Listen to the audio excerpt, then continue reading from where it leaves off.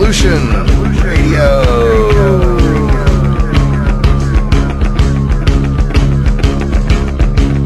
You're listening to Revolution Radio, freedomslips.com, 100% listener-supported radio, and now we return you to your host.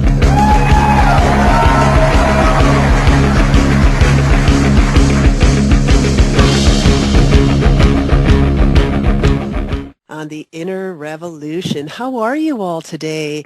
I want to thank you for hanging in with us from last week's show when we were broadcasting from Mexico. That was just so fascinating, and we have a really solid connection. We're back home in Ontario, and the snow is melting, and life is wonderful. And my very sultry, deeply voiced, and incredibly smart and charming co-host is with me, Benjamin. Hey, Ben, how are you? Hello. Lovely to be on the air with you and everyone that joined us. Always a pleasure, and can't wait to get started. Yes, let's get started. And as always, we really welcome your participation. And I have a rather juicy topic I've chosen to play with. Well, and we all know this is where we begin, and where it leads. It will lead as we all participate together, and just wide open to the fluidity of it all. And so I would like to open the airwaves and our minds and hearts and the call-in lines. For Studio B is 310-421-4053. And you can come on in a chat room as well. I'd like to talk about the stories we tell. You know, I've been writing a lot lately, and I'm, have decided that I'm going to continue to write because I love it so much, and I love communication, and I love also speaking, hence this wonderful radio show. Well, I think it's wonderful, and I hope you all do too. I love communicating, and I've been noticing the strength and the power of the stories that we tell, that we read, that we indulge ourselves and others in. And like a good book is a great story. I find I love reading a book that I get these incredible golden nuggets, these pearls of wisdom that speaks to my heart. It opens me up emotionally, and I really resonate with the characters. And I love when the story is told authentically, and it's raw and real and bold. And that had me starting to wonder about what stories this narrator inside of my head, and we all have a narrator.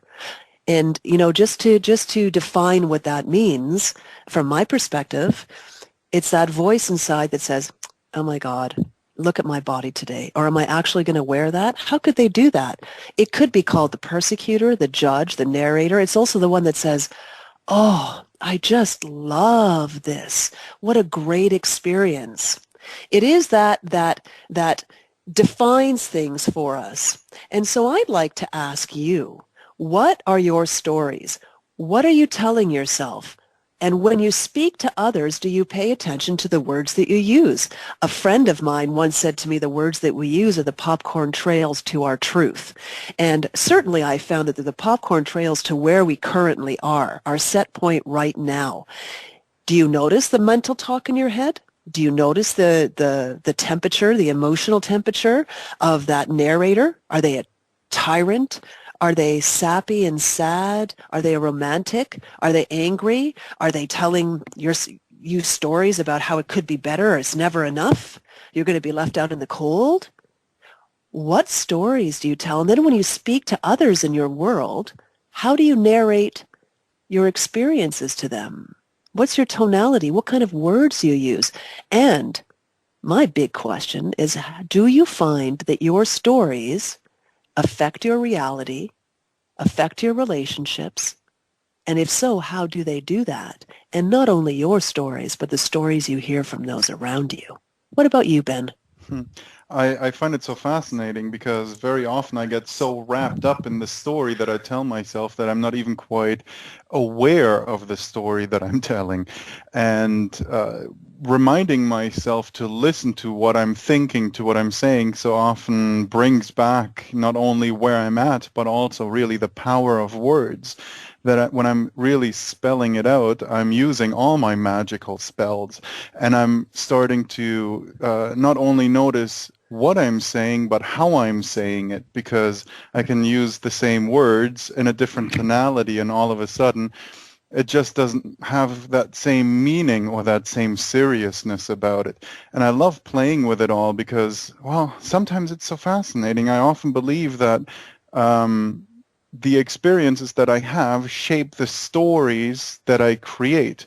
But is it maybe that the stories that I create actually shape the experiences that I have? It's a very fascinating conundrum to play with, and I definitely invite everyone to join us on the call today and start revisiting and looking at these different concepts of story, the stories that we tell ourselves. What's one of the best stories you have told yourself, or one of the most miserable ones, one of the most gruesome ones? What's one of the most fun ones, and how has it maybe shifted the way that you started seeing something? Has the way that you narrated one of your experiences in your own mind maybe changed the way that you perceived it? Come and share, and we would love to welcome you here and start creating even more powerful ways that we can share our stories not only in our own heads, but also with others. Because when we start to learn to narrate our own worlds from a different place, I do believe that we gain greater power and more choice, more playfulness in the way that we go about our worlds. And when we gradually change the tone and the pentameter and the feeling of the stories that we tell ourselves and others, then I also do believe that we can shift the way we look at the world and even the types of experiences that come our way. And whether this is actually quite literally possible or not, in your point of view, I'd love to hear from you what you have to say about this. Well, and I'd like to give an example of what really brought this to the forefront for me. I was sitting or standing somewhere in public, and I think I was having a bite to eat at the resort I was in last week. And I heard a couple of women sitting behind me, and one was sharing with her friend a recent experience she had had. And this snippet came flying into my ear. And the woman said, well, how was it? How did it go?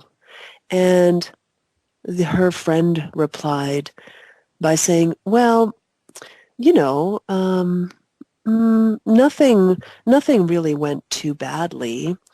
It anything that anything that happened didn't really have to be handled in any way. And I thought, isn't that interesting?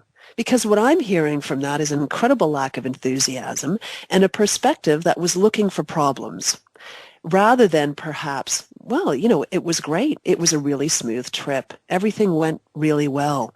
It was very elegant and easy. Mm-hmm. Yes. Very different. We go to a restaurant and have a great meal, and let's say that the server was maybe a little persnickety, or there was a little piece of leftover schmata from the dishwasher from someone's previous meal on your fork or your knife. I know that I used to live from a perspective where I always looked for I had a narrator in my head that was looking for what was wrong, how to always improve everything because it could never quite be up to par, up to snuff.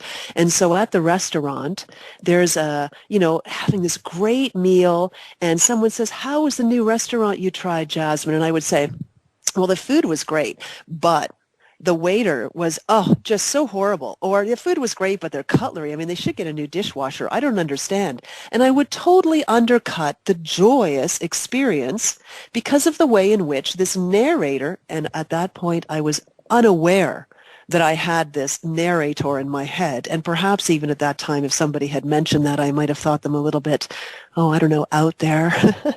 And what I've discovered is that I can choose how I narrate my stories. I can choose how I discuss things with people. And I choose to highlight the bold, beautiful, luscious, delicious, juicy aspects, no matter what has unfolding, because I recognize that my inner voice has a great deal of influence on my world.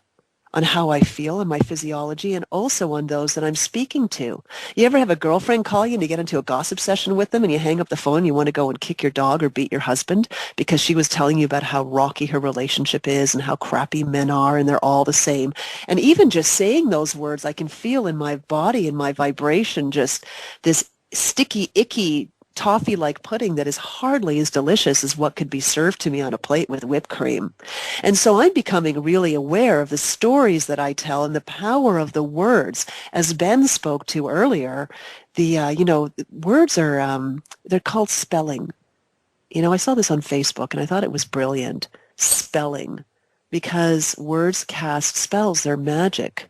And so then, of course, I had a clever retort, which I get was that I guess that publishers are then they're in the business of spell binding. Yes, books, words that we write, even the stories we tell ourselves about what's going on with the environment or the politics or with states of dis-ease in those around us or in our bodies.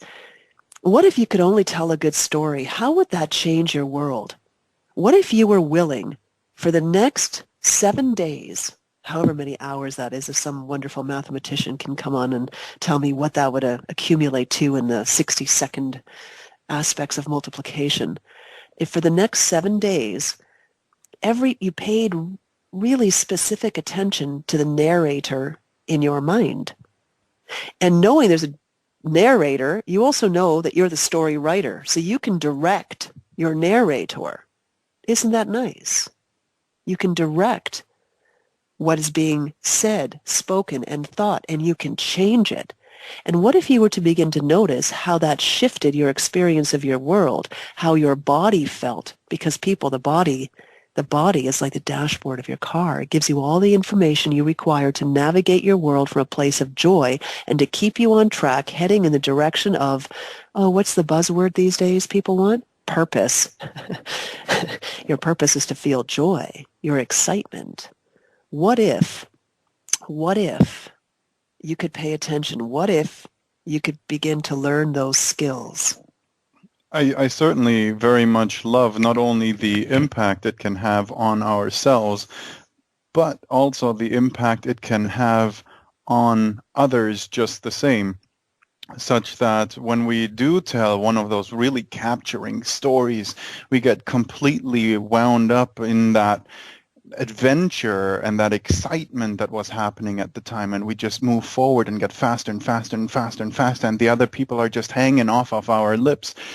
To see how we not only start to influence our own moods, but those of others just the same, but that we can also direct it in pretty much any direction that we want. For example, that we can also just nag about the weather and find lots and lots and lots of people that will just join in the nag fest, because it can be that much fun. Nag fest, good one.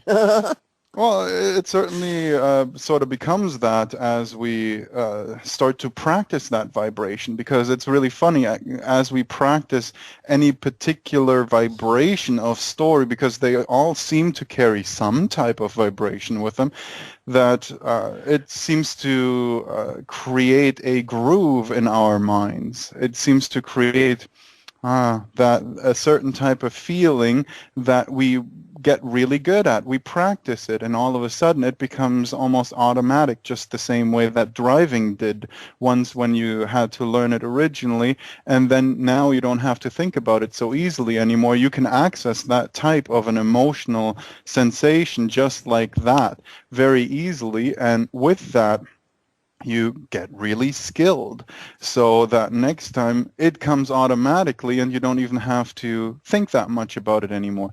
Now, the thing is that most people don't necessarily think about it that way, and they don't really spend much time thinking about, hey, what kind of vibration do I want to practice in my world? What kind of vibration do I want to bring more solidity into? Because I can bring a lot of solidity into something that feels like a nag fest to me, or I can bring it into a joy fest, or anything else that I care about. Because we, after all, with the stories that we tell, we do become the bartenders of our own minds. We are chemical factories. We do create various different chemicals depending on how we think about things, and it then stirs up a cocktail that our body becomes practiced at creating more consistently. And these aren't anything we're victim to unless we do it by default rather than on purpose.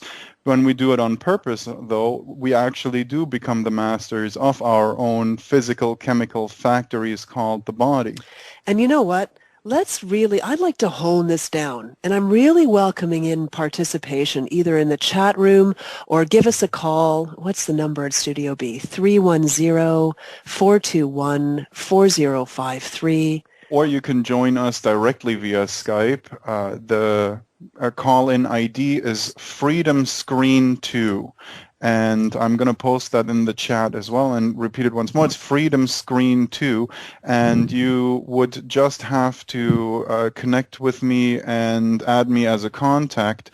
And at that point, well, you can join our show freely and easily as we just have someone join us. Beautiful. Right now. Well, you welcome them on, and I would love to just, I'd like to get really pointed here for a moment.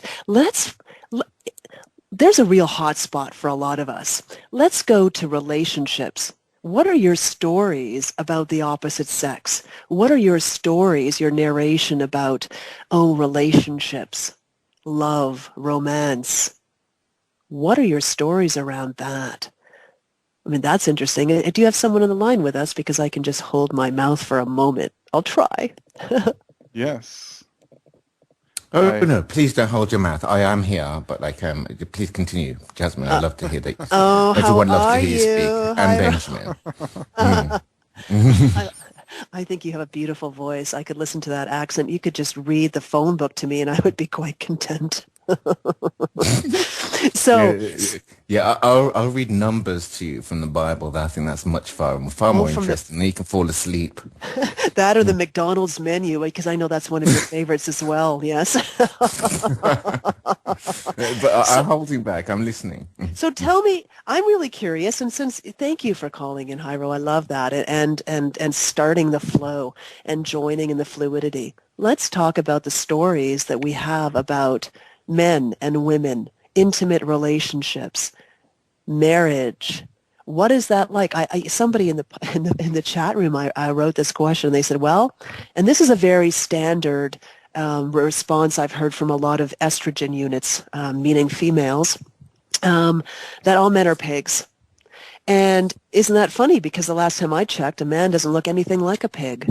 Pigs are, if you're into eating meat, they're delicious on the barbecue, and they have snouts, and they roll around in mud. And although I have met some snout-nosed men who play rugby and roll around in the mud, by no means would I consider them to be pigs. And so even from that narrated story perspective, how do we define the word pigs? What are we saying? What does that mean? Because often we make these broad statements, and the narrator gets us and churns up all these emotions inside of us and all these neurochemical states, as Benjamin was speaking of, and we get knots in our knickers get in a twist, and our solar plexuses get all knotted up, and we grind our teeth or bite our nails or throw whatever pattern is unique and individual. Well, Jasmine, yes, you've got a man that can think there. You got a man that can think, but even he knows that, when you just described everything about the pig, that is exactly what a man is. I'm sorry, it's exactly a snout-nosed beast that rolls around in the mud. Yes, this is exactly that was my experience. Well, I've seen and heard and experienced women just the same. I can't necessarily attribute that simply because some humans have an extra piece of flesh, that they are necessarily automatically that. Because really, if I take any of these descriptions, they are quite some generalizations that, and generalizations are very helpful. They really do assist us in getting general categories. They assist us in forming language. They assist us in navigating the world in general.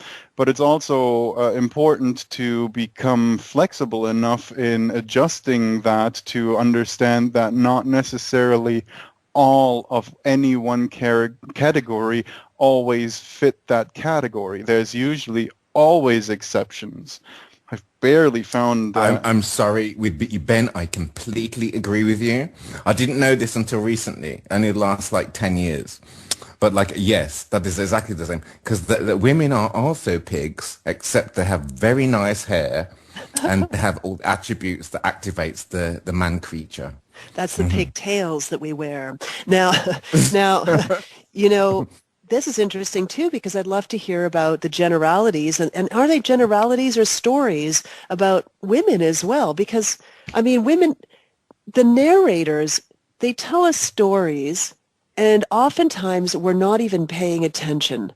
You know, when we read a book, we're very involved oftentimes in the text, in the characters, and a good book will have us, you know, will have us staying up till all hours of the night just wondering if we can manage to still read the words through our blurry eyes. And yet we are storytellers by nature.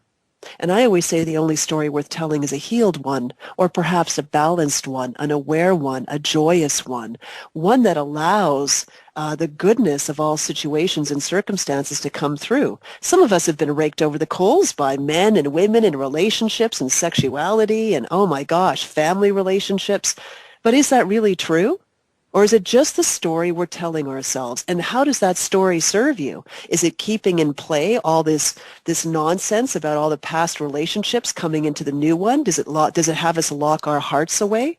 Does it have us abstain? Does it have us overcompensate, undercompensate? Go until we meet people and we want to date, but then behind our eyes we have this, oh yeah, sure, you're different than the dude I was married to for 5 years. Yeah, right. Tell me all about it. Do I have to make you prove yourself now? And will you ever be able to do that? And who of us hasn't heard the phrase by now of self-fulfilling prophecy? How much of that is actually quite accurate? And if we look at something like placebo, for example, we could also regard that as a self-fulfilling prophecy. We get a certain pill, we're told what it does, even though it's just a sugar pill and supposedly doesn't anything except maybe have some parts of our body squirt more insulin. But essentially, then all of a sudden it has the same effect as an Advil might, or any real concrete medicine. Works 9 times out of 10 just as well as other types of medication that is really some hard-hitting chemical that we introduce into our bodies. So stories can be incredibly powerful, and when we then find the right state to introduce them, such as hypnotic states and so on, such that when you are watching TV for hours and you're dozing away, that's when they present those really loud commercials with the jingles you just can't get out of your head. And here we think we're not influenceable. Of course we are. We all are. And I mean, we have perfect tape recorders that just keep repeating those lovely McDonald's jingles, for example. I have them in my head, and sometimes I just love it, and sometimes not so much. Let's sing it together, too. All beef patty, special sauce, lettuce, cheese, pickles.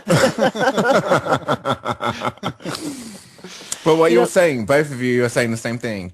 We are, unfortunately, we don't realize this, but we are narrators. And the narrator, though, we think that because of the way we've all been trained, we think they are speaking to other people. It is not people that we're speaking to. We speak to what they're now calling unified consciousness, or whatever you call that, unified field. But it's really, it's the consciousness. And this does happen. And it happens all the time. It's just that we don't realize that. We have been so disempowered. It is about time that we woke up, because it does happen and we are able to change it.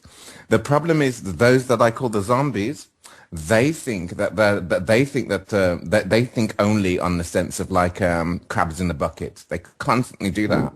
And they do have a massive power without realizing it, but it's being led by what I would call an evil force. It's not really productive. And so like what's going to happen is what is already happening, because those zombies are going to wake up, and I think that's what people fear, that those at the top. I can go on forever, so like well, that's an interesting story, isn't it? That those at the top fear that the zombies will wake up, will awaken. That's interesting. I mean, do we absolutely know that to be true? That's an interesting story. And how does that feel when you tell that story? Does it bring up, sounds to me like it's bringing up some adrenaline, some anxiety, some anger.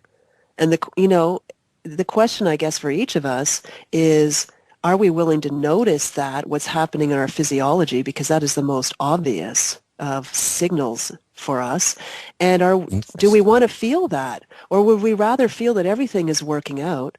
Everything always works out for me. I know that this unified field supports me, and I know that I can deliberately direct my thoughts to include joyous thoughts, to love that people are waking up, to enjoy that there's going to be a change and that I see change all the time and it always supports me. And also to notice the stability in the sentences that we speak that feel good in our body and that don't, because taking a massive leap from fear to, acceptance or appreciation or love is a big bridge it's a big gap to bridge. But we can become so attuned to the subtleties of our bodies that we'll know every sentence word by word. If we're wobbly, whoa, like a spinning top, we want to build that momentum like a disc, like those old kids' toys. You spin it, and when it's got a really solid spin, it's just going across the floor, and it's beautiful, like in this wonderful orbit. But when it starts to slow down, it wobbles a bit. And we wobble like that in our vibration as well. And so when we can pay attention and practice, it takes a little bit of practice. It's an art, and it's provides such a tantalizing feeling and experience of life that is so worth it, I find. It doesn't take any more effort to learn how to do that than it does to, learn how to work chat. And it's funny. So many questions just jumped into my mind, but I'm going to stop because Good, pen them down and then ask. Yeah, totally. Actually, I should do that. I'm going to get myself a pen and pad. We definitely have, or I at least try to always have something to write here, because usually there's so many ideas that come through. It's really tough to keep track of them and listen at the same time, because it can get difficult to keep telling myself the story of what I need to remember and to listen to someone else's story at the same time. And it's funny, because I bet you even some people might have a story running through them, maybe even more than one at a time, whether they should join the call or not. What are the pros? What are the cons? I've already joined so many times, I wouldn't have anything to add. But maybe they don't recognize how much they could potentially add if they just allowed themselves. Even being on the air and not even talking also adds. It all adds regardless of where you're at. Well, Ben, look at, like, you two have got a great grasp of your use of the English language is absolutely lovely. I love to hear you two talk. I love to hear you talk, but like a lot of the time that's not the answer, because people cannot listen to logic. They cannot understand reason. They're not thinking in that way. They think in a very, very different way, and they need to be dominated. And who's the master and who's the slave? They cannot see anything other than that. Well, domination and submission has its place, but that's perhaps a story for another show. Now, sorry, I was trying to make light of that. I can't, right? I know. Somebody just asked something that was really good. They said, does everything happen for a reason and everything leads to something better? Is that true? What I experience is this, where I vibrate within myself lends itself to magnetize and vibrate simpatico, vibrationally aligned, frequency aligned situations, circumstances, and events and thoughts. So like does attract like. Go, Ben, you look like you're rocking. Oh yeah, totally. I essentially would say, because that is mostly a question of judgment, or it's how you yourself evaluate any particular circumstance, which is a question of meaning. But situations and things that happen to us don't have any inherent meaning. Things don't usually mean anything in themselves. And having done a lot of work on the past, on my own personal past and with other people's past, I've seen so often that many things seem to have a negative impact that were very traumatic. And yet, when they went back and learned all the beautiful gifts that they can potentially get from such a circumstance or situation, they can turn it around such that the meaning that they gave that situation now becomes positive to the extent that it empowers them. At that point, they actually don't want to miss that particular experience anymore, and rather have turned it around into something positive, such that no situation has to impact you negatively by default by telling yourself a different story. And I'm not saying one that you don't believe yourself, but by telling yourself a story that is believable to yourself, one that is healing, that allows you to grow from it in a very serious way. Everything has the potential to only add to you and not take away. So there is a lot more power to the words and the thoughts that you have than many people of us give them credit for. So by telling yourself a different story, you actually have a magic wand that allows you to recreate your life in pretty much any way that you want. If you don't like something about your past, number one, you don't really have to spend a lot of time on it. Or if you do want to turn it around and spend some time on it, you can find a way of actually enhancing that for yourself. And we had another caller join us as well. I wonder whether he's come live. I'm here. Lovely. And how shall we call you today? You can call me Darren every day. Hi, Darren. How are you, my friend? I'm great, Jasmine. Lovely to have you on the show with us. Thanks, Benjamin. It's good to finally catch up with you guys and join the lively discussions. Oh, and Hello, they Mr. are Miller. lively. We love the liveliness in them. They just flow and they expand. It's just so great. And so we have Darren and Hyru on the line. Darren, do you feel compelled to add, or you just want to hang for now? What's going on? Oh, I pretty much always feel compelled to add, but I'll try to keep it under control to some degree anyway. Lovely. If not, I'll do that for you. Have no concern. There you go. Feel free to just cut me off at any time you feel it's appropriate. But just to add to what Benjamin was saying there, I couldn't agree more that, I mean, I think everybody can say that they've had traumatic things happen in their lives, or, even really extremely bad situations, and it really comes down to the way you tell that story, the retelling of that story, that affects the rest of your life.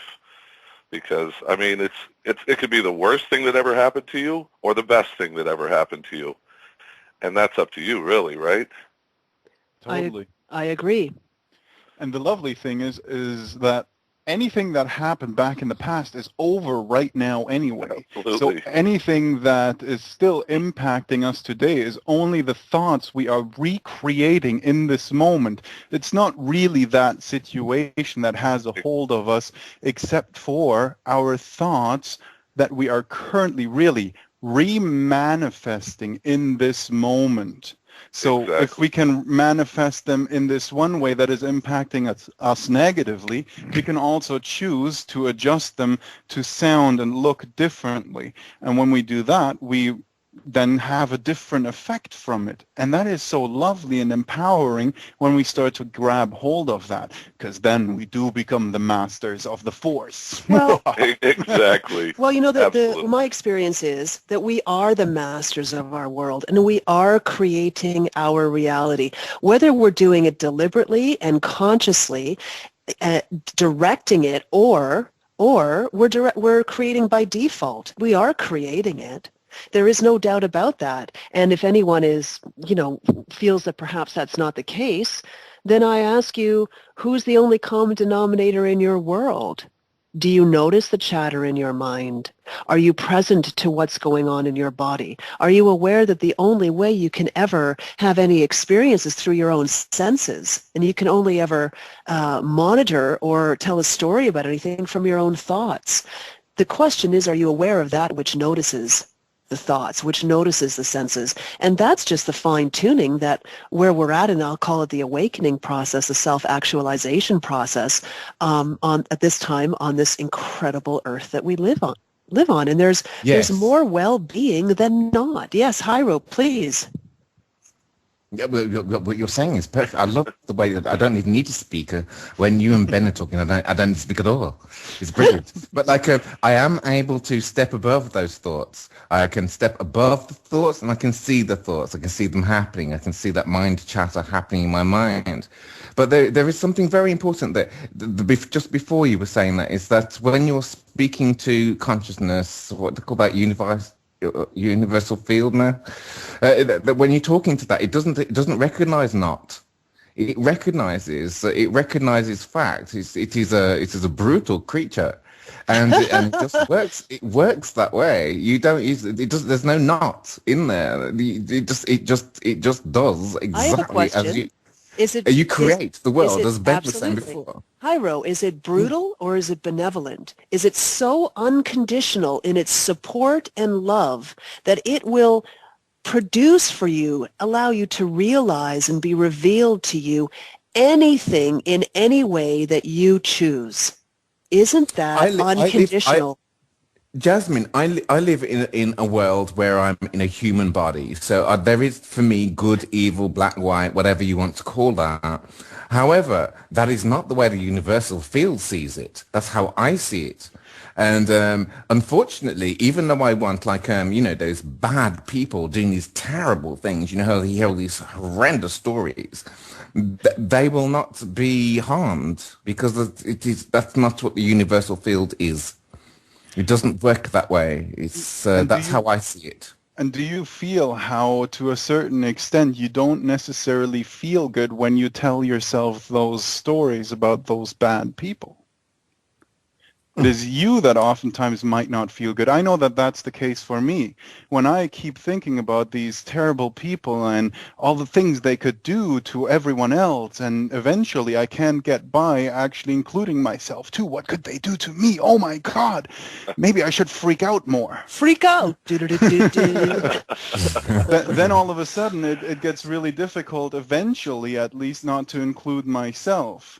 And though I do see what Jasmine is saying too, that essentially it allows you to create so unconditionally from such an abundant place, because you're infinitely abundant, so abundant that you can even create the perception or experience of lack.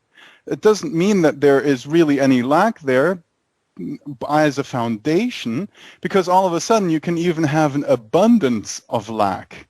But it is, again, oftentimes a way of looking at things. Even though when you're lacking things, you're still breathing, you still got enough blood, you got so many things that are supporting you.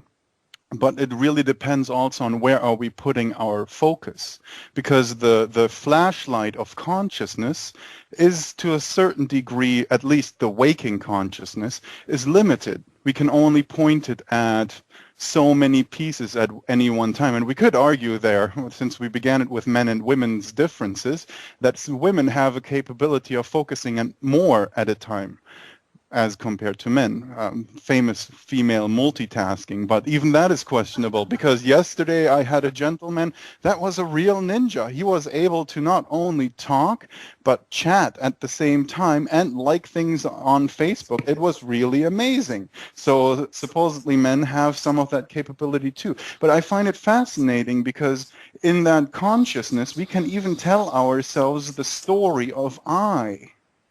And somehow when we do that, when I talk about myself as I all of a sudden start to exclude myself in one way or another from the remainder of the universe. It's almost like I'm cutting myself off, when really I'm not separate from the universe.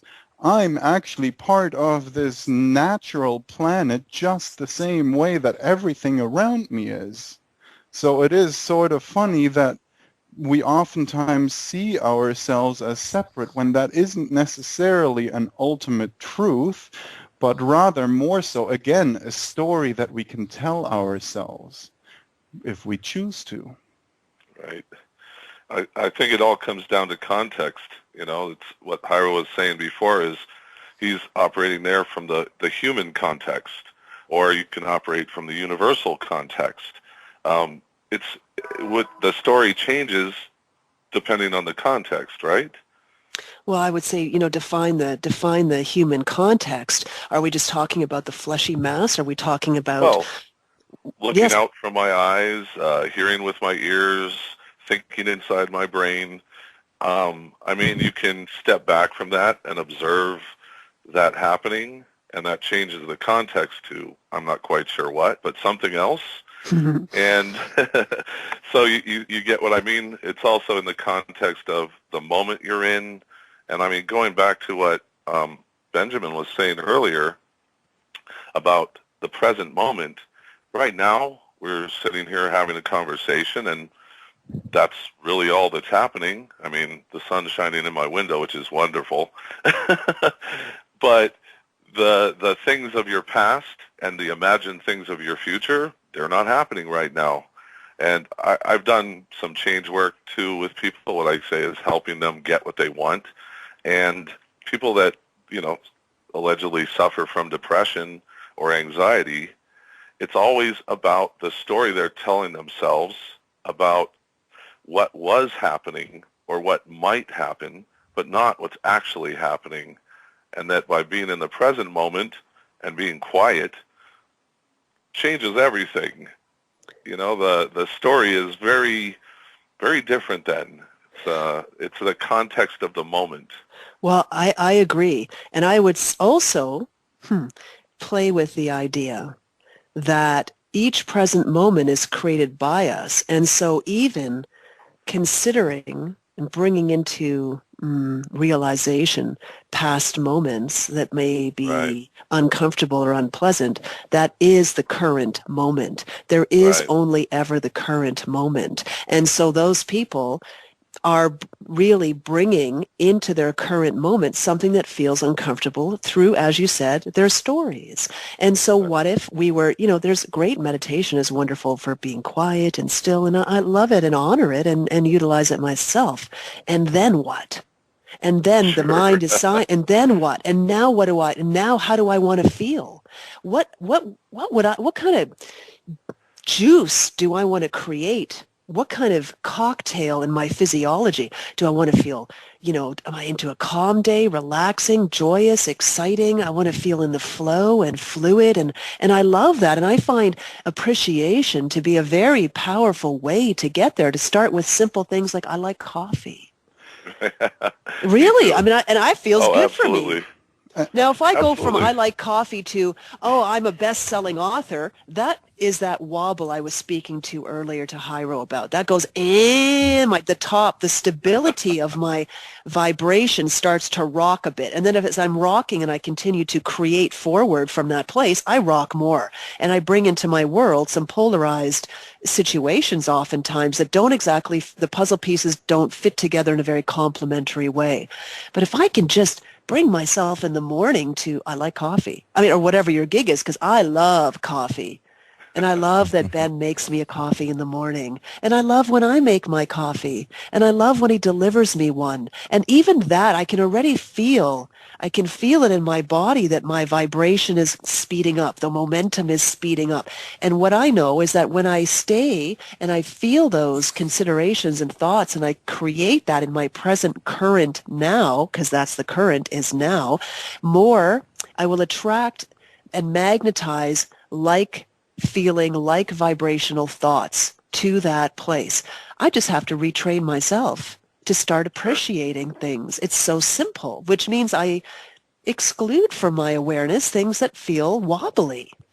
And I'm going to get a little bit philosophical here for a moment, because we were talking about the pure observer of consciousness, being purely just in that experience of the unified field, for example, because in a certain sense, we only experience the world through our stories. It is really difficult for us, at least, as human beings or as an individual, to experience the world through something that isn't some other thing than the world itself. Because when we, for a moment, just drop all the stories and get into a mode of pure observation, the idea of me or I doesn't even come into play. It's not even created. We just Rock have on. Yes. splotches of perception that purely go into the brain, and at that point there is no separation. There is not even naming anything. And at that point too, each moment is so fleeting and goes by so quickly that it's not even in a place of being able to contemplate it. Only when I now say, wow, I just experienced this, only when I actually form the idea of I, do I now become a separate entity, an individual. But before that, I sort of didn't even exist because I was just floating in the space of pure consciousness. And it's really interesting that only when we start to create these thoughts and ideas, which are separate from the actual experience, do we start to create our own world experience through our own perceptive modes. And only that way do we actually start to create our own little world that is sort of separate from the pure raw experience that goes by moment by moment by moment. And so many people only live in their self-created world without ever recognizing that it is not actually the world of pure experience, which is essentially vast, unlimited, and to a certain extent meaningless, but not in the negative way, in the way that it gives us the power to create our own worlds in any which way that we want to, and give it a direction that can become ever so powerful, because we can choose it ourselves unless we go through this by default rather than on purpose. Because if we go through it by default, other people will determine that direction for us. Bravo. Right. And I would like to just add something. We're coming up for a break shortly, so I'd like to do a Revolution Radio at freedomslips.com service announcement. This is a 100% listener-supported station. It's an awesome platform for so many hosts and so many listeners to just share and join and open together. And if you're feeling so inclined and in a state of appreciation, if you come to freedomslips.com and you go to the home page, and you'll see a little cool yellow button that says support us. There's many options for you to help us pay the bills. Yeah, you know, that would be really great, because everyone who works here in any capacity does it from just sheer joy and appreciation, and we'll call it for free, which means there's no monetary compensation in any way. So there's seed packs you can buy into. If you're into the chat room, there's like cool little icon things you can buy for yourself and create, and they'll put them up there for you. And also, if you go to youtube.com/user/Talk Revolution Radio, you can listen to all of the archives from all of the incredible show hosts and all the great topics that we offer here in Studio B and A. And if you do that, can you just let the minute-long commercial play through the beginning? Because I think the station gets a few nickels for that. Okay, over to you. We can continue. Thank you. Oh, anybody want to talk? Yeah, well, I just have to say that while Benjamin was speaking last time, I think I dropped into a deep trance because I kind of blanked out there for a minute, but it's just a joke. I love he does that, doesn't he? Yeah, that's how he gets away that. with so much too. I go, huh? Okay. He does that. Yeah, you're just sitting there spinning, going, "Yes, master." Just listen for a moment and look at the changing focus of your eyes. Feel your body open softly. And doesn't it feel good, though? That feels so good, yeah? It feels wonderful. Going back to, I forget who was saying it. I think it was you, Jasmine. But you're kind of leading to the idea of confirmation bias, a little less philosophical thing. This tendency that we all have to kind of reinforce and confirm the things we already believe. And you know how two people can have an identical experience and it can just be polar opposite for them. It's that tendency that we have to reinforce our stories. You know what I mean by that?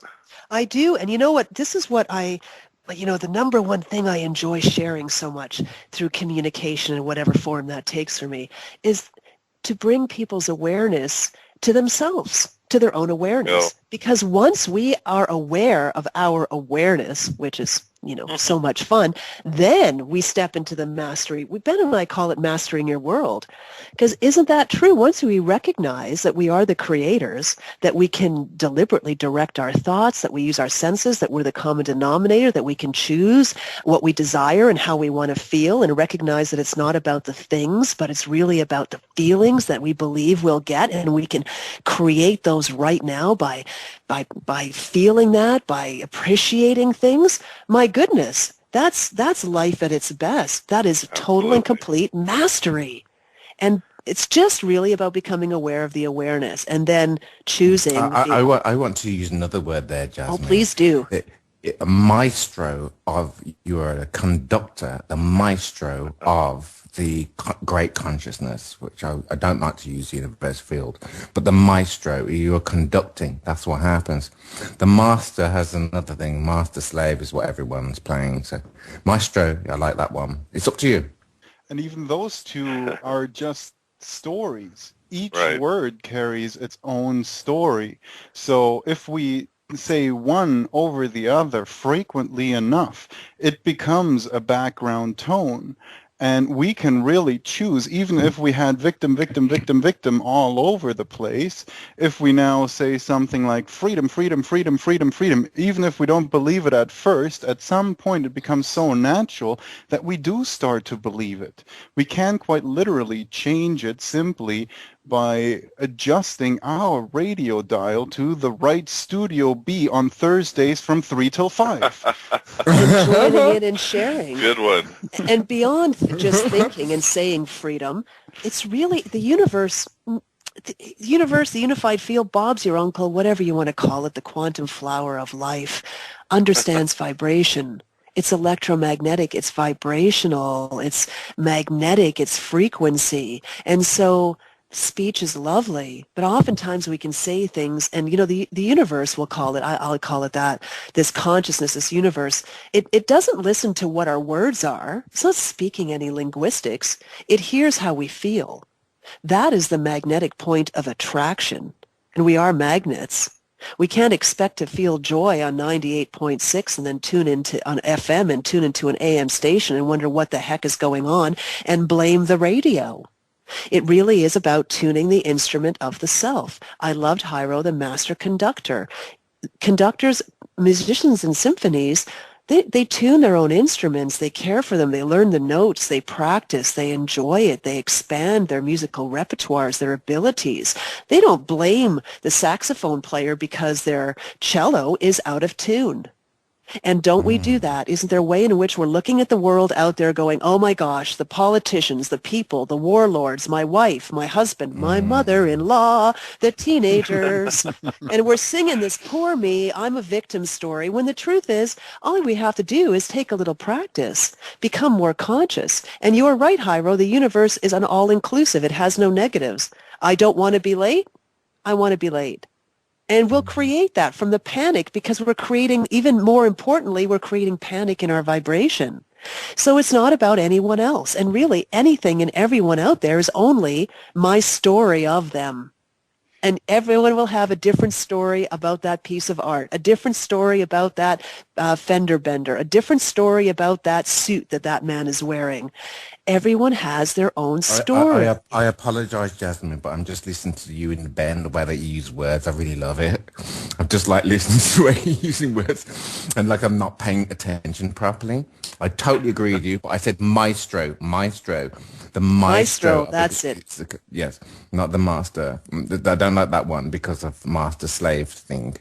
Well, whichever one I that's. love that. That's, I get that. And that's, I love maestro, conductor. For me, master has no negative connotation. It feels like mastery to me. Like I've Right. mastered the A keyboard. I've skill. mastered, skillful. To me, it's, I've mastered skating. I get it now. I know how to do it. I've mastered cooking that one recipe. I know how to do it. I know what goes in it. I know how to set the oven. I know the timing. I look at it and I know when it's done, and I just feel so good about that. For me, it's more Well, about, that's not true, Jasmine, because what it's happens when you're not? cooking is like Sure. when you no, You're it's not? Oh, not. It's not about exactly the right ingredients. It's not about exactly the right timing on the oven. When you're cooking, you are creating. It's just exactly the same thing that we do in everything that we're doing. It is not just the cooking of, in the sense of science, which is a bit like we're all a bit left-brained, because that's how we've all been programmed. We've all been programmed that way. But isn't it a combination of both? The creative and a little Yes. bit of the science? Because if you're just creative and you throw in a whole whack load of things that aren't necessarily thought to be in there, and you don't, you cook it for 3 hours too long at too high a temperature, you might have a black brick, but you were incredibly creative at creating a piece of art, Well, regardless of I having totally agree lunch. with you. But I also agree with what Jasmine was saying. So, like, I don't want to make that seem as if I didn't agree with her. It's just like I do agree. You just need to add, like you've just did the adding. That's what I was going to say. But like you see, you two work well together, don't you? You must Yeah, love your couple. certainly. Everyone must be so jealous. I think it's a Gosh. conspiracy. it's a Just nice to one. add something on the master story and the meaning, like kind of the interpretation of the words. Oh, Um, this is, we're on a break now, so oh, can you okay. keep that? Maybe write it down for after the break. We'll see I you will in a do my couple of best. minutes. Please You got mute it. your connection in the meantime. Yes, sir.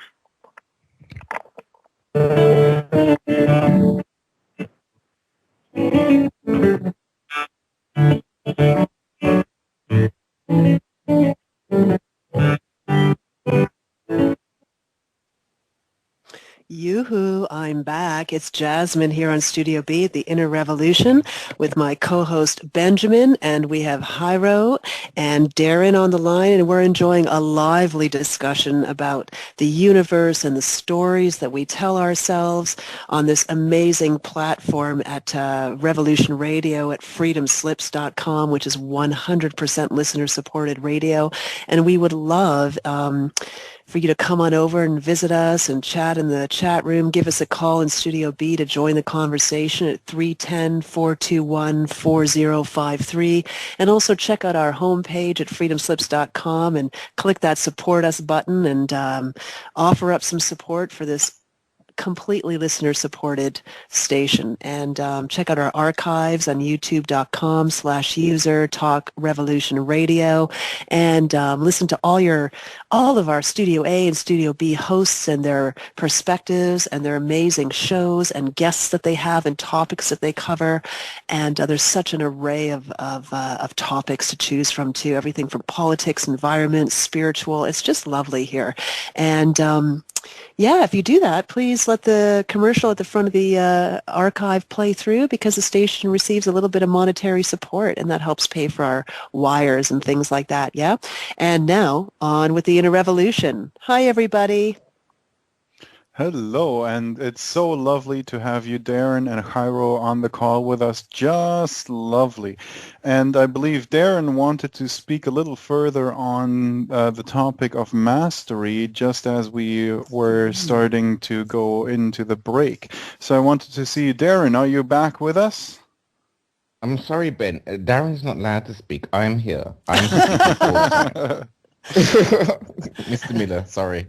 And I think he might actually still be muted or maybe gone to the loo for a moment. So, Jairo, feel free to just go right ahead. I think I might be back now. Ah, he is back. Oh. So I give the speaking feather right back to Darren. Thank you very much. Just going back to the topic of kind of the meanings of words, really, but the word master, for example, what I tend to personally include in my story the same thing as Jasmine. That to me, when I hear master, it means mastery or really becoming excellent at something. And for other people, it may spontaneously produce images of latex and whips and restraining devices. I don't know. But the idea is my curiosity is, where do these stories actually come from? I mean, we are building these stories moment to moment as if we're, say, reading a book, or using the flashlight analogy. We're just moving through these experiences moment by moment, but they're based obviously on the past, and they build up and they shape themselves into this experience where the word master elicits a different reaction from pretty much anybody who hears it. So where do those stories come from? Well, actually, that's my question for you. I think there is two directions that they come from. One is from the small building blocks that we call definitions, how we define these words for ourselves from, well, the various experiences that we have had, and also are still carrying in the physical matter of our brains. But there is also another direction from mass consciousness, because I would actually argue that not necessarily all of our thoughts only originate from ourselves. Quite a lot of people actually say that thoughts are thinking us, so they can just as well come from a mass collective idea or mass consciousness, for example. And I would say it's an interplay between the two directions that then create that type of a manifestation point simply for where we're currently present with our own flashlight awareness of consciousness. Because when we change either the mass consciousness idea of something, more people start to adapt to that quicker. And the same goes that when we change a small definition within ourselves, that also seems to take hold. So I would say that it's probably an intermix and an interplay between those two directions where we create the bridging point between the two. Okay. So you're saying the collective consciousness is kind of expressing itself as thoughts? I just want to understand you. And can you just clarify that a little for me? Sure. Let me do that by an example. Have you heard of the 100th monkey syndrome? The 100th monkey? Nope. Essentially, there was a time where people threw some type of fruit into the sand for monkeys, coconuts that were thrown into the sand for monkeys that were on an island. So on the island, these researchers just kept throwing coconuts into the sand, and the monkeys don't like sandy coconuts. They like them to be pristine and nice. At first, they just tried to eat through them anyway, and it was nice and crunchy for them, but they didn't appreciate that until one of them figured out they could wash them in water and then have clean coconuts. So one of them learned it, then another one, and then another one, and then another one. And as soon as about 100 monkeys had all of a sudden found out how to do this, the whole island seemed to do it pretty much at once, all the monkeys on that island. And then they found that not only that island, but the neighboring islands' monkeys started to do the same thing. And then the ones on the mainland as well, even though they didn't really have any direct linkage to them. There was no way that they could communicate from one island to the other or to the mainland. So the idea being that when there is a tipping point where enough monkeys had learned this skill, it seemed to adapt into some type of collective mind that they carried, because all of a sudden, most of them collectively were doing this instantly without having to really being shown anymore. Oh, that's very interesting. Yeah, I mean, you would have to, I mean, I think most somewhat, or seekers, I guess you could call them, tend to have that idea that there is a collective consciousness. I mean, I've been recently playing with the idea of the collective unconscious and trying to wrap my very limited thought power around that. But that's, you want to get yourself lost? There's one. I'm going into a deep trance now. I don't know what happened, but Well, that is an they interesting also they idea. speak of, Mr. Miller. They also speak of like the ley lines, even on a physical level. And there are certain ley lines on the living planet Earth that are to do with this human function that we're living in. Well, I think I'm human. I'm not quite sure, but like say, And like so that it is all. Yeah. Yes. Sorry. Yes, Mr. Miller. I just didn't understand the one word you were saying there, which seemed to be the important one. Ley Which one? lines? Way lines. Oh, yeah. Okay. Mm. Just Skype technology happening here. Yeah. Well, the thing is, I actually do understand what you're saying with collective unconscious, because it does seem to make more sense that way, that it isn't necessarily completely conscious or aware, at least, what is happening at that massive of a level.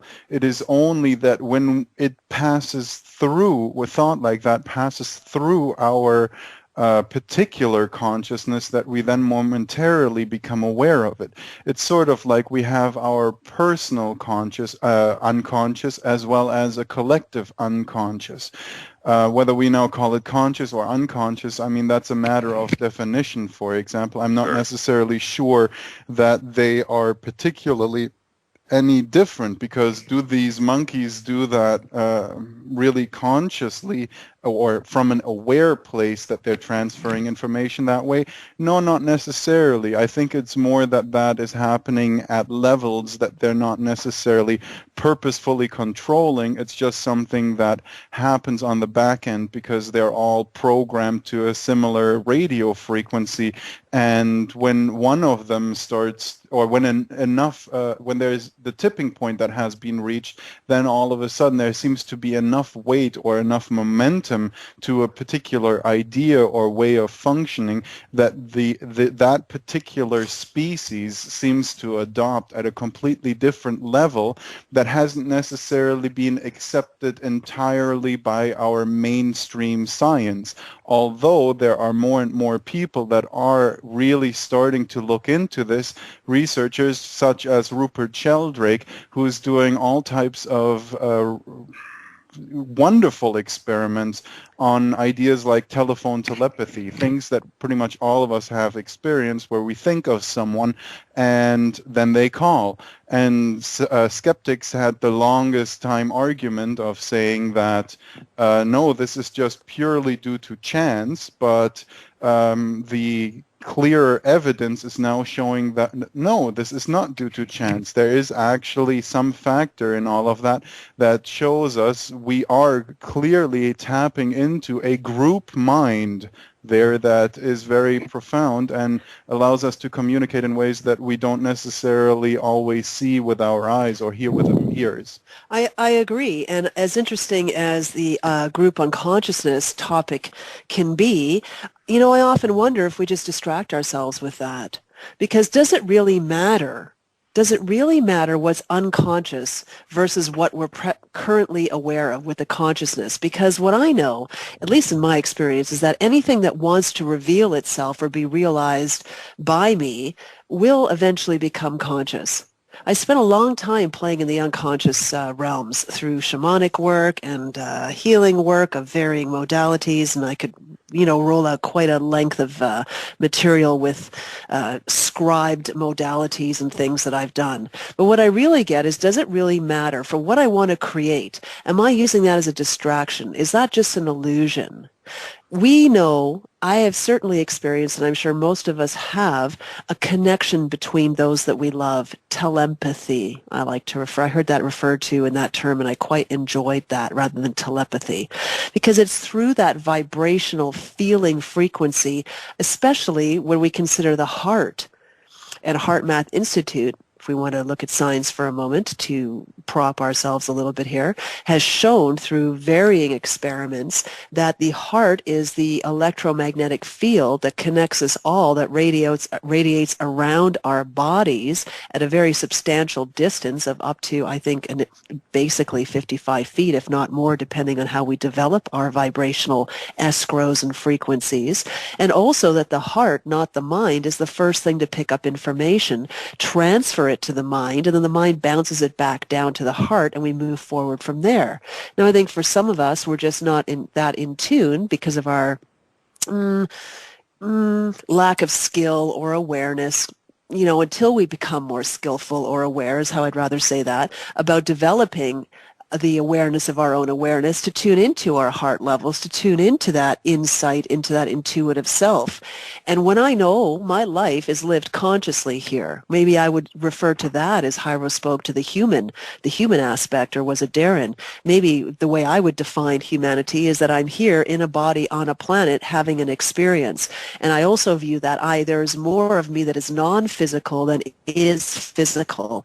And in this body physical apparatus, the more I open, the more I become consciously the what was Hyro's word, maestro of my world.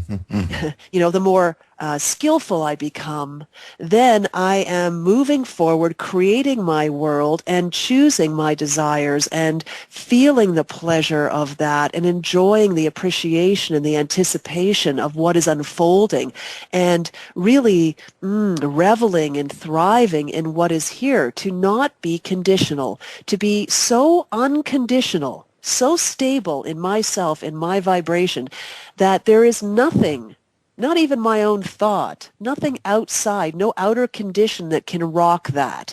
Because isn't that, we speak of unconditional love, but when we hold a vibration of appreciation, joy, love, and we base it on something conditional outside, we love the planet, we love our partner until they do something that is that is outside of the contract of our conditions. So, and really the condition is about holding our own magnetic vibrational frequency. How do you want to feel? How do you want to experience your world? It's an individual, unique, beautiful, easy, elegant question that only each individual can answer for themselves. And when we're in that vibration, things show up. The outer world has a glow about it. That relationship will come to you. You're already experiencing the joy you want from it. That job, that upgrade, that trip, that experience will show up in such beautiful ways. The whole universe will move mountains for you because you are vibrationally aligned with your own desires. That's what I call life. I see that there is only a reason to go into the unconscious when it's not aligned with what you want consciously.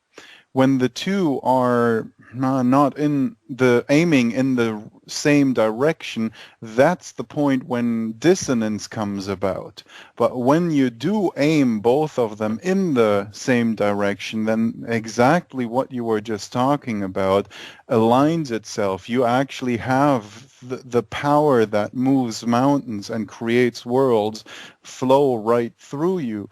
And we do usually experience whether we are aligned or not rather quickly through the detector of our emotions. Most of us haven't necessarily learned to tap into emotions to that fine-tuning that it has become a skill because, well, they seem to just be a byproduct of our experience. That's really the operative word there, because when we start to actually use them more purposefully, they do become like a GPS, because they do tell us in any one given moment. What are emotions even? Emotions really are just essentially like our soul's energy or our physical body's interpretation of our soul's energy. And depending on how we filter that energy through our thoughts, definitions, meanings, and beliefs is how we experience experience emotion in our bodies. So when we're aligned, it feels like that pure ecstasy. It feels like that joy where you can't help yourself but jump up, laugh out, and just have yourselves a blast. On the other hand, when you are living with a lot of negative definitions and beliefs and so on, it is like you're cutting yourself off from your own chi. You are essentially living in a world that is down in the dumps, dark and depressive. You're at the lowest end of the scale because you're choking yourself off. So it is giving you constant feedback. It's telling you either U-turn, that's not the way you want to think, because you have some unconscious definitions or beliefs or something is going on there that you're currently not aware of that is not in alignment with your higher self. I'm not agreeing with this is essentially what your soul is saying. But when you are thinking thoughts that are benevolent, that are feeling good, then you are ever so aligned with your own self. And when you do that, the things that you think about are becoming faster and faster in the manifestation realm. They become so much more of a self-fulfilling prophecy, but you can choose where you're at depending on how you think about, and your emotions give you constant feedback about where you're currently at. And I would just like to speak to one thing, Ben, and then I'm sure these other two gentlemen have things to add. When you said that, we're believing things that are unconscious, they're not unconscious. They just haven't been looked at. We have so many of us, we're just learning now, and I love that. That feels so good for me. I mean, here's a really classic example. I can say, oh, so many of us don't know how to do this. We've never been taught. That's the problem. And that is one vibration. And the other one I can say is I love that so many of us now are actually beginning to open to that. We're learning. We're reaching out. There's so many teachers, so many books, radio shows like this, conscious conversations happening over the coffee counter where we can begin to receive and realize pieces of information that we can start to inquire, because that's where we're at now. We're starting to ask questions. I'm feeling this way. What am I believing in relation to myself in this situation, or what am I believing about myself in relation to this situation that has me have this feeling that is it's not an appreciation. I'm not flowing. I've got a knot. I've got a knicker. My knickers are in a twist. My solar plexus are tight. I suddenly feel like my shoulders are up in my ears. The body will tell us this, and all we have to do is inquire. What am I believing about myself in relation to this situation or this person or this event? Use your own verbiage, whatever works for you. It's so beautiful that way, whatever you resonate with, that has me feeling this way. And the thoughts will come. Oh, they're better than me. Ooh, that feels yucky. Oh, oh my gosh, Benjamin and Jasmine, that is just so excellent. I have just been listening to you, and it's like. Yes? Hello? Where are you? Hyro? Hyro? Seems like he just blew out his phone line. Oh, Hyro, wow, he's just opening the vibration. Beautiful. Call us back, Hyro. Well done. And we also had Just in Time join us. Are you there, Just in Time? I'm here. How are you all doing today? Lovely to have you join us. Thank you so much. You know what I find fascinating? Is Just in Time often says that he makes Hyro blush. And now, as soon as you call in, as soon as you call, talk about vibrational co-creation. Actually, he's been on the line for a little while now. Oh, he's been on. Oh, okay. Oh, well, there you go. Just in Time dreams that he makes me blush. I am not human, and I do carry a baseball bat. I saw that in an American movie, so I got one to put next to the door. At least a verbal one. You're making some home runs. I like that. Awesome. I think one thing a lot of us forget about is our subconscious, and I see our subconscious kind of, if you will, as a hard drive that just takes in information and puts it in folders and holds it, and it really doesn't react until could you say a keyword or a key thought comes to life, and it recognizes it and says, oh, that, I mean, for example, I asked the folks in the chat room, I said, what are you looking for in a relationship? And where this would play a part, I remember a caller, I think it was last week, called the host and said they were having a relationship. She was having problems with her boyfriend and telling him to make the decision. She really didn't want to have any say in it.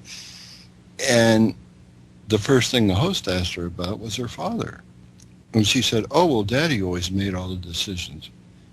And he said, well, my guess would be that you're looking for Daddy. The same on the other gender. If a man gets in a relationship and, geez, walks out in the kitchen after a couple of days and the dishes still haven't been washed, and you get a little angry because you think, my God, Mom did the dishes every night. So when you go in and say looking for a relationship, how much of the information in those folders on that hard drive known as your subconscious come into play and you're not even aware of? At least anymore where it originated. And a lot of it definitely comes from parents, and so far that they were some of the most influential examples that we had when we were most impressionable. And yet they're not necessarily the only ones either, nor are we necessarily stuck with those definitions or ideas either. But now, is it subconscious? Is it unconscious? All of those are definitions that become very vague and elusive because we don't really know what we know until we know, you know? And well, yes, Ben. That's what we need to do. Is defining of terms so that we're all on the same page. We need to define consciousness, subconsciousness. There's a medical way of saying that, like there's allopathic medicine people who understand absolutely nothing, and then there's another way, the spiritual way. There are all sorts: subconscious, consciousness, unconscious, and consciousness itself. Those words need to be defined so we're on the same page. Well, I agree. And I that's beautiful. Building a solid foundation of a dictionary that we're all aware of is really good. And I suggest that to anybody in any kind of relationship as well. Now, the one thing I'd like to speak to about the subconscious aspects, especially referring to relationships, since that was the example that was given, again, I go, subconscious doesn't matter. My question is this: if I'm in a relationship, I could go to father issues. I've worked there. Mother issues. I mean, gosh, I've got a background. I could write a book on how the past could potentially destroy, create, uncreate, recreate the current and the future. But what I know is this: if somebody were to say to me, oh, I don't know about this boyfriend, I want them to make the decision, my question would be, what are you believing about your ability to make a decision? How do you feel about the relationship? It's got nothing to do with Daddy. Where are you at right here, right now? And sure, we can look back to experiences of abuse, or, we can tie, man, the mind is like a computer. If I type in daddy, I'm going to come up with every file there is on my daddy. If I type in abuse or relationships or failure, I'm going to come up with lots of evidence from the computer experience drive and files in my mind to substantiate and support that. But how helpful is that? We can go into the whys of what forever. I know because I've done it. And what I know for sure is that it wasn't until I decided that I could question myself and I could ask, how did that feel? How does that feel to allow the state and the outcome of your relationship to be reliant upon somebody else's choice? How's that for a question? Now, I hear what you're saying, but I can't necessarily fully agree that it doesn't matter what happens unconscious or subconsciously, because we might be doing things right here, right now, that are completely impeding our progress, and they are happening so unconsciously that only by bringing them back to conscious awareness and shining some light on them are we capable of changing that. That's sort of like with the driving analogy again. You're trying to change the way you're driving. Maybe you're in Britain now. You have to rethink the way you're driving by something that has become so automatic. only doing that without really considering or thinking about it is really difficult. We do want to find a way to make it a little easier to reintegrate a new way of going about things that might have been really unconscious, that where that unconscious alignment was pointing in a different direction than where we wanted consciously, so that we can realign the two again and have them working together. I hear what you're saying, and I love the car driving analogy. You know, when you're driving on the other side of the, you know, if you're going to use North American driving in England, well, that's going to be interesting. And where I'm coming from is when I get into the car, I'm going to notice immediately that the driver's side, from what I'm used to, is on the other side, the steering wheel. I'm also going to notice that traffic is traveling in what I might consider opposite directions to what I'm used to. But that comes from right here, right now. I get off the plane, I rent the car, oh my gosh. Right there, I get it. If I decide to start driving the way I do in North America, it's going to become pretty obvious pretty quickly that something isn't working properly for me, because I'm going to feel it in my body. I'm going to be fully aware right here in this current moment that I now need to realign. And I have a feeling that that woman who would call in with that question would have some sticky feeling in her body about letting everybody else make decisions for her. Is this a pattern that she runs? Is it just in relationship? I honor that we all have experiences that could color, taint. Two things, Jasmine. The two things there exactly. Exactly. I do feel the same thing about the car. The car, I found that very easy. I don't do that anymore because I drink far too much, but I don't drive. You drive wherever the car has its steering wheel. You just drive in the middle of the road. That's where you drive. You sit next to the line. That's very, very easy. Although the hard part about America was there's so much space here. Why can't I speed? Why have to go so slowly? But with that lady, the problem there is I get this a lot, and these people don't look externally to find your solution. You must look internally to find your solution. And you internally, when you're fine, that's when you find the right kind of guy. If you put that onto somebody else's shoulders, you are going to have a problem. It's always going to happen. But Hyro, if I grew up in a family for 18 years where my mother and father were constantly arguing, I'm going to believe, hey, that's a way of expressing love, arguing all the time. Yeah, well, my parents did that as well, but that didn't really matter. Didn't matter at all. I'm selfish. I'm really a very horrible. Well, creature. I know that. You know what? I equate selfishness with self-care. I honor that. You do what feels good for you. Now, I would say that, I grew up with a pretty colorful background. And I know one thing, regardless of being at the end of the boot in every way possible for a great deal of my childhood and early teenage years until I was out of the house at 13, I really got that that wasn't the way I wanted to live. By no means did I consider that was appropriate way to treat a child or be in a relationship with anybody. As a matter of fact, quite the opposite was true for me. Now, it took a while to figure out how to get there, but I was shown the examples of what wasn't working. I really plugged those values in. So what I believe, effectively, you had to be the parent for your child. You, as a child, Yes. had to be the parent for your parents. That's what happens normally. That's what happened to me. I was the parent of my parents. I actually really enjoyed what Cairo was saying earlier about the car analogy, because it certainly is sort of like when we aren't willing to go inside and look at different processes that have been unaware to us, it's sort of like arriving in the country that drives on the other side of the road and expecting by only observing the traffic outside of yourself that you're going to learn how to drive this car that is so different on the inside. Beautiful. You're just looking on the external circumstances, and you're not willing to look inside what might have become so used to you as a way way of functioning. Oftentimes we have to re-examine what's happening so automatically on the inside of that car to not keep stepping on the brake when we're reaching for the clutch, for example, or something like that.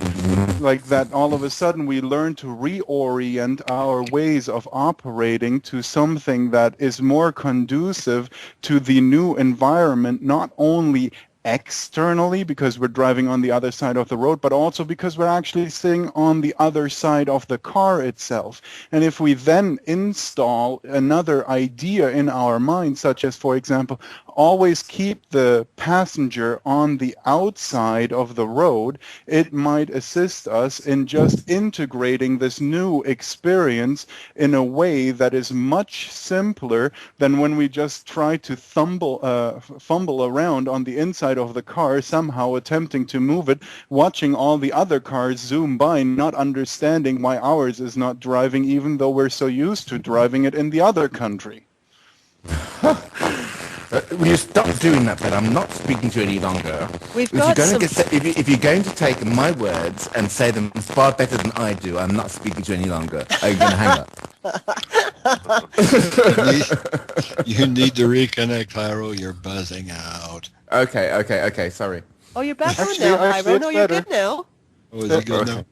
Maybe the complaining didn't work for the line so well. It likes when you add really beautiful pieces. It just gives you such a smooth and clear connection because the laughter was just straight on clear. Yeah, isn't that nice? And again, vibrationally, it's so amazing. Vibrational. Somebody asked a really great question in the chat room. They said, they said a woman, but I'll put this to anybody. Why would anybody stay in a relationship with someone who can't do anything on the requirements list? You know, my question is, what are the requirements? And what is it that that's such an interesting thing to me that it took me, a while, some awareness work to get to this place. But I really get it in my relationship, in any of them, that I'm in charge of my own happiness. I'm in a relationship with Benjamin, and I love it. It's just amazing. But it's a BYOB relationship. Bring your own bliss. It has nothing to do, I know that my happiness is not, he's not responsible for it. Certainly he does things that I enjoy and add to my happiness. He brings me coffee in the morning. I love that. You know, we have this radio show together. We open together. We play with ideas and concepts. We go to seminars together. We travel. We watch. We read together. I love those things. But I also know that those just enhance and add to. They are not the foundation of how I feel. It's a bring, BYOB, bring your own bliss. And I think if most people entered into a relationship in whatever form works for them, whether that's marriage or, living together or just dating or even in a parent-child any relationship, if we could all say, hey, man, my happiness is my job. I am in charge of my own joy juice. I'm in charge of appreciating my things. I'm in charge of monitoring my thoughts, and I love that. I love being the maestro, the masterful creator in my own world. So you, honey, the way I see you is not conditional. Whether you bring me a coffee or not, I love you. Whether you're here or not, I love you. Whether you clean your room or not, I love you. It doesn't matter what happens outside of me. And I actually love this foundation. Where is that foundation? Foundation is actually in working together rather than against one another. It is only adding to, never subtracting from. We're not in a competition to gain a foothold one over the other.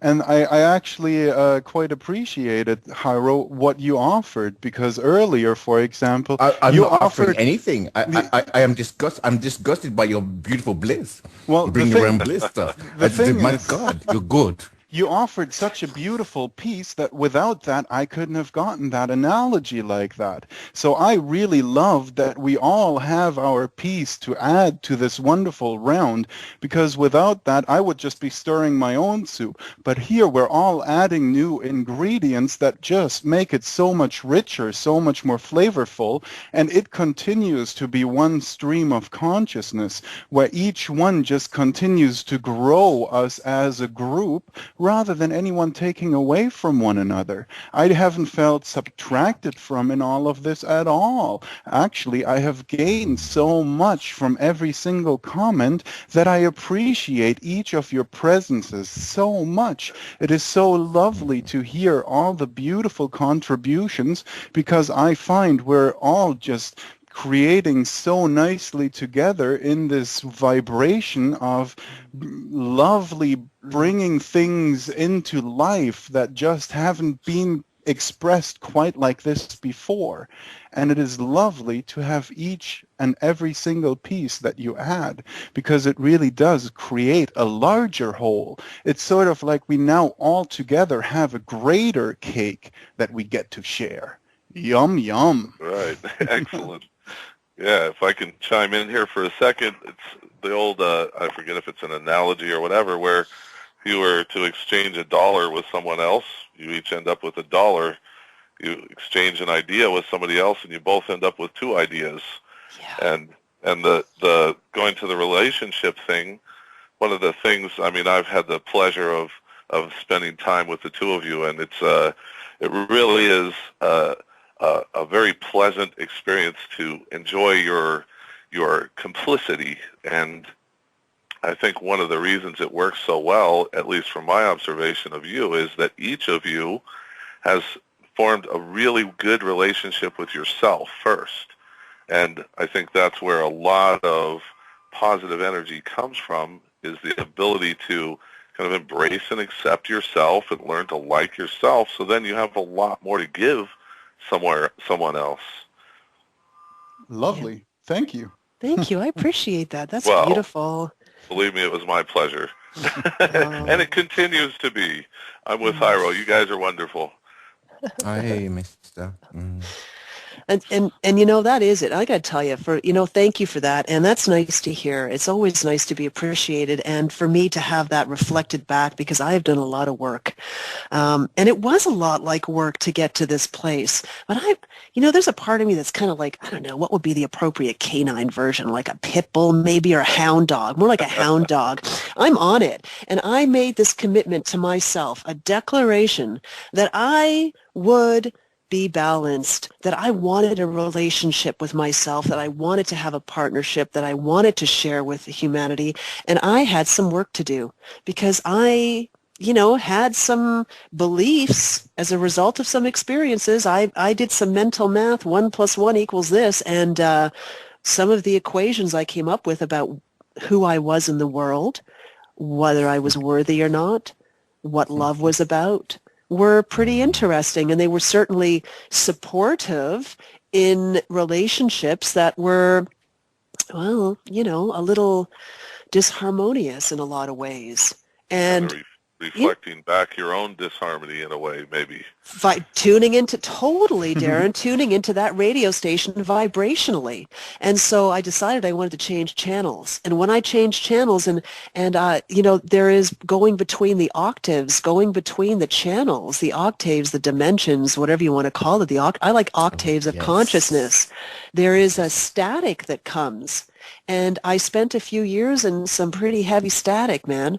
And coming out the other side is like, oh, there it is. And then I can start to hear it. It's like tuning up. Oh, there it is. We're driving on a country road trying to tune in that radio station, and there it is. But I kept driving forward till the station came in loud and clear. And now, Jasmine, yes. Explain that. So, like, you went through the static and you went through the octaves, and when you found Ben, how would you describe him in that? Okay, I wish you could see me, but It's not about I seeing. felt him. Okay. I felt him before I saw him, and I was standing there, and I felt, and it was literally a hum. I heard it, I felt it, and then I turned towards that, and it was like in and out, like a toroidal field buzzing fast. It had a sound and a sensation. It was electric. It had a temperature. It was amazing. And I turned and I saw this guy walking down this hallway wearing this coat that was swinging, very Matrix-like, really. Something I don't only saw the movie I've got after one of it. those. Yeah. Totally. And it was like, oh my gosh, I was speaking to somebody else and all I wanted in my head was that person to get away from me so I could talk to that guy. And I was, Mm-hmm. and well, that was it. We met and we were friendly and stayed in touch for 2.5 years. And then, well, I said to the universe, that's Well, it. that's more than it. What did you feel, Ben, when you first met? I walked around the corner. By the way, this was at a hotel called the Valhalla Inn, which is the Viking heaven, and we met at a seminar called The Journey, and a lovely journey it's been. And so I walked around the corner, and I saw this woman at the registration desk, and I thought, ooh, I hope that's the registration desk, and I get to talk to her. I want to talk to her. And I was intensely aware of her whereabouts pretty much throughout the entire seminar. Now, the thing is, what I wanted to note in all of this too is, if I don't believe myself to be lovable, how can I expect someone else to love me? That Exactly. doesn't really make any sense to me. But if I've learned to love myself, then I don't even need anyone else to complete me, but I'm already sending that vibration of love out into the universe anyway, and then I can actually find someone else that loves themselves too, because now our vibrations match and they just click. And when they click, then we only add to one another because we're not looking outside of ourselves for completion or filling that hole, but rather we're each whole already and then come together. And it is a very different feeling. It's a very different vibration. And I'm sure you can even hear it in the words in those pictures that it is vastly different than when you come from a place of, oh, I need someone to fulfill me. I need someone to bring that to me that I can feel good about myself. But if I can feel good about myself regardless, well, then we're talking about a very different capability of unconditionally loving. And that's the key. Go ahead. To use Jasmine's frequency and sonic representation, it's as if when you find a harmonious set of frequencies within yourself, so that you're, like a musical instrument and you're in tune and everything is, all these chords and all these notes are forming a really nice chord. And then when you meet someone else that has a similar thing or even the opposite, funny enough, and those chords come together, it creates this bigger harmony and they resonate together, and that's what resonance is, the blending of frequencies in a harmonious way. So absolutely. And not to forget, we live in an electromagnetic universe. The entire planet is vibrating at what they call the Schumann resonance. Yeah. The entire universe, every single being is resonating. Just imagine you go to a seminar or somewhere where there's a group of people. Have you ever noticed that the grumpy people somehow seem to find each other? And so do the happy people? Yep, that's right. Even if a grumpy person somehow gets to the happy people group, they either have to start talking happy too, or they can't stick around for very long, because it's very difficult to maintain a grumpy vibration around a lot of happy people. It just doesn't jive. There's something so discordant about that because it doesn't resonate there. And I mean, there's whole flocks of birds that go with the magnetic directions of the planet's atmosphere. It is really quite astounding how they can navigate this planet without having a compass, but they do it. And we essentially are more magnetic and more resonant than we can see with our eyes, but we do feel it intuitively with our hearts, with our bodies. We just feel either drawn to a particular area or we feel repelled. And we do a lot of this so intuitively that we don't even necessarily notice that it's going on. But if we do become aware of it, we can become even more purposeful in the directions that we pick for ourselves. Well, I think it feels very uncomfortable if you get a group of people that are just celebrating and talking about how great life is, and you have a another group of people that are just talking, oh, geez, life, life is so terrible, what they're doing to us.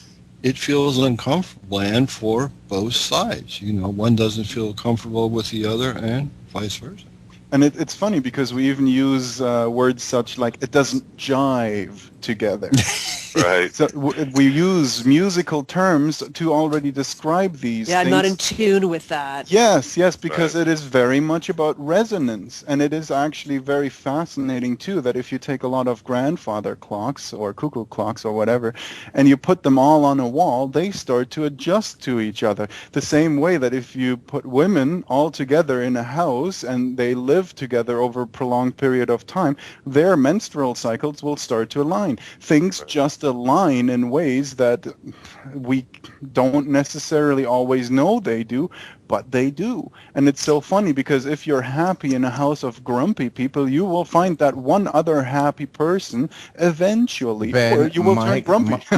Or you just won't Ben, be. my experience with women is that if you manage to put several women in a house together, that's when you need to start running. Run. Pillow fight, pillow fight. I always preferred the mud fights myself, but I mean, I guess For that's me, just it me. really depends on the women in the house.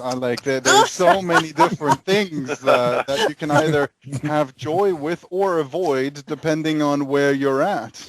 What I've found is that the more aware I am of my vibration and the more I practice my own stability, that really people that are drawn to me, like all of us, like the people in the chat room, like all of you speaking on the line here, we're all of like vibrations. Isn't that nice? And it feels good. And It's I find that, attractive. that I'm attracting that to me because it's magnetic. And so the more I care for, you have one of those days sometimes, which we can adjust immediately, but where people start off and they stub their toe and then where they drop their coffee on the way to work in their car and they say everything just went downhill. It's one of those days. Well, because they let their vibration drop and they magnetize those events to themselves. And then they met the grumpy person who at the coffee place or the bank machine didn't work. I mean, but we have the ability to notice that immediately and change our vibration. So all we magnetize to ourselves are enhancers, and everything is. It's like crystals. They're great enhancers. That's what they do. That's what they do. They're just amplifiers. Everybody, they're amplifiers. And so I'm going to say this, Jasmine. There are many other things around us. But you were talking about Heart Foundation. Yes, Yep, and heart it's very, very, very, very, very important because the heart. People think the brain is the master, but the master actually. I don't mean maestro. I mean master, and they don't realize that the heart has a bigger electrical field around it and an enormous magnetic field compared to the brain. And there's also something else that's very, very important there, but I don't want to say it yet. I'm just going to leave everybody else to speak because, I chat forever. Actually, what I would like to do is, because we are getting closer and closer to the end of the show, is to let everyone know that we also do have a website, which is springoflifecenter.com. That's center with ER. And like the heart is this life center and the spring of our blood, the lifeblood that flows through us. And we do offer teleconferences and all types of different experiences for people to be had such that they can enhance their own lives and learn some very practical tools to master their world in many different ways and acquire skills to enhance their lives further. And many, many thanks to the station Revolution Radio, because it's at freedomslips.com, and I love the freedom on my lips to just continue bringing out this love into the world. And I thank so much everyone that has created it and also everyone that has joined us today. Yeah. For all the ones that have contributed to us live here on the show today, but also in the chat room, and everyone that is contributing to the backbone. It is 100% listener supported, so please continue supporting, because we love to have this beautiful platform, and beyond that also community that does work together, that does chime in together. And it is so valuable that we do have this freedom to speak with one another and open up to all these different ideas that are so empowering and so wonderful and really do contribute to the richness of our hearts and minds. And I love that there is choice, Studio A, Studio B, and that you can chime in and tune in anytime you like into so many different topics. Many, many thanks to all the other hosts, and it is just lovely to have the ability to be on air also with such a lovely and wonderful host as my beloved Jasmine.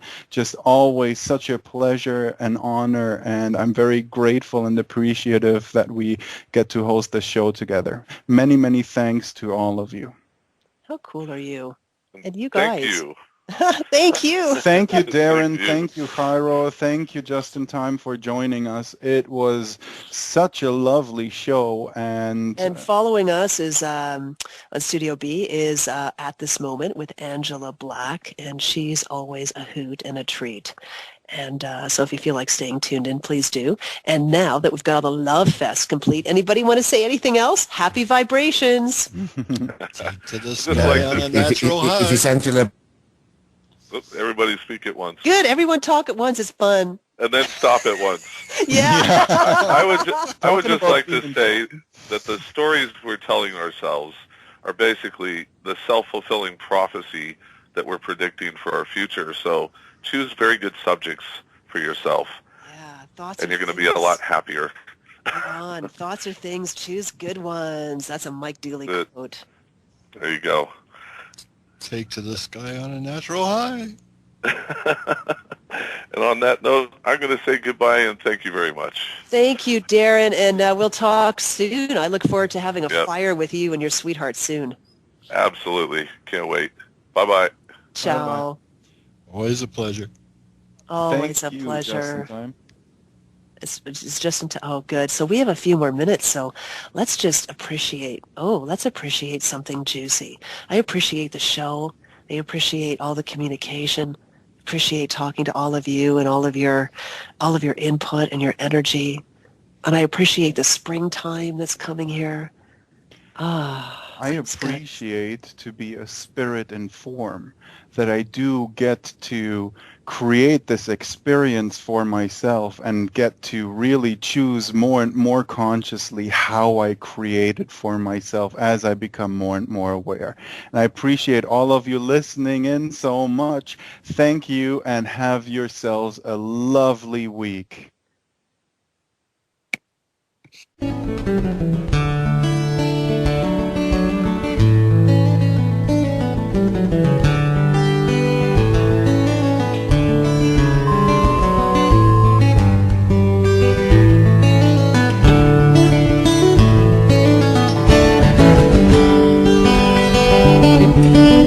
You're listening to Revolution Radio at freedomslips.com. We'll be right back after this message.